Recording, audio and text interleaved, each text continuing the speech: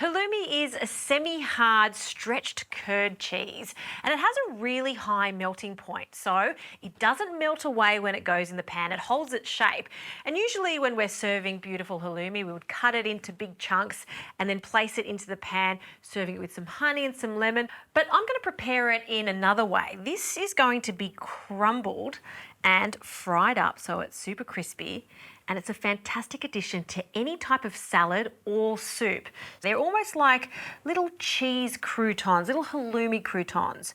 So the best way to do this is just to crumble the halloumi just into little chunks like so.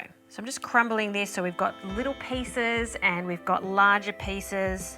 And I've just been preheating my pan too. You want it to be on a medium heat so we get a lovely golden colour on the outside of all of this crumble, but we want it to be warm and almost squeaky in the centre. Now some oil in the pan, good drizzle of oil, and nothing else required. We're just going to add our little crumbled pieces of halloumi.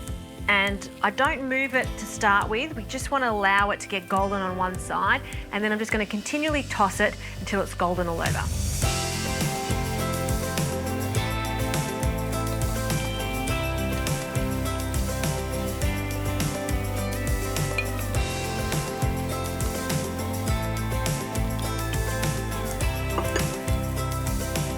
Have a look at this halloumi crumble, golden all over, just right. So I've just prepared a simple tomato soup and we're going to place them on top. I just love the contrast of a sweet, slightly acidic and tart tomato soup with crunchy, salty halloumi bits. Fantastic. Find a little flourish of chives, just a little sprinkle,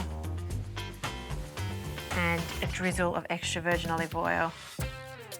How good does that look? And it's a really unique way of using halloumi. Fantastic on a soup like this, but also a lovely crunchy addition to any type of salad.